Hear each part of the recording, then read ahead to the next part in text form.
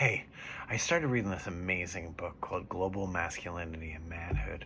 My buddy, my brother Guazabara gave it to me, and we're reading it in the men's group that I attend. And it's such an amazing book. It is a look at masculinity in Jamaica, queer masculinity, Istanbul, Peru, Kenya, Native America, Aboriginal Australia, and masculinity in Asia and in sports. This book is incredible. It's edited by Ronald Jackson II and Muraji Balaji.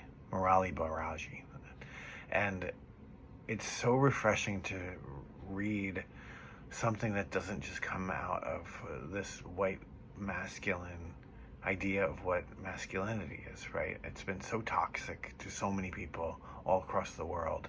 And to have thoughts about this that are counter to it, and to be able to create a dialogue about a different type of masculinity, one that doesn't come from Western television and media and movies and, white supremacy, that we could live in a different kind of world where masculinity isn't toxic and it isn't about superiority and power over. It could be something different, and it's different in different cultures. And to be able to support these kind of ideas of what masculinity could be, that's different than what the main storyline of what masculinity is from this white colonial oppression, is incredible. And to read this book about how all of these ideas came, not from just from the movies, but from the slave trade, is really just opening up my mind and my eyes and my heart, right?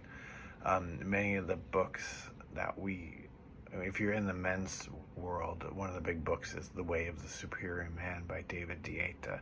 And even the title alone is alarming, right? It really isn't like what it sounds like, which is pretty much sounds like some kind of, Third Reich kind of story. But it's not like that. You should read it if you're interested in men's work. But I read it, I got jazzed about it for like a month, and then I was like, no, this is really not for me.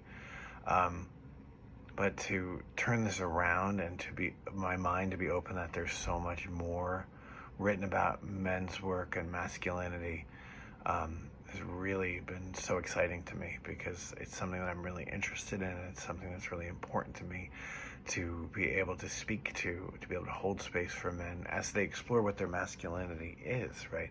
How do they want to show up in the world? How do they want to be fathers or partners, and to live in a way that is open-hearted, creative, and nurturing to this world, right? Where this capitalistic society of like overachieving and buying the best car and making all this money and destroying other people by doing this really, it's just a death march for so many people, and it never really responded to my heart, right? I was always a creative and sensitive person, and I wanted to live a life that was in alignment with that. And the more I tried to live in the capitalistic world of advertising, the more unhappy that I was, right? So tuning into my true essence, right, has really helped me to have the courage and have the tenacity to kind of speak out about these things, right? There's so many people, so many men who want to be kind and imaginative and open and supportive to their brothers, regardless of their creeds, their colors, their class, right? There's so many of us that want to just be, nurturing to this planet and nurturing to our loved ones, and we all need this voice, right? I want to be this voice for all of these people that need this kind of love and support.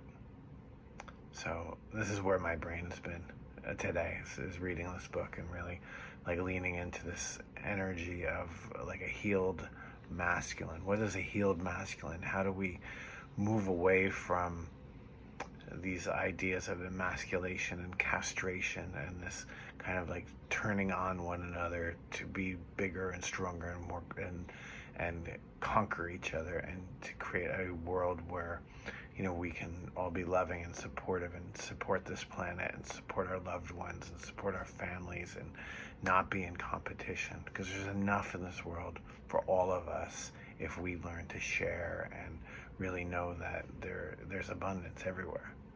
So working on healing my own heart and learning about other cultures and how toxic masculinity, or, you know, this toxic masculinity is a loaded word, but how these ideas of what masculine is and this power over one another has been kind of proliferated throughout this world, and how do we counter that, and how do we create new stories and new ideas about what it's like to be a healed and loving man.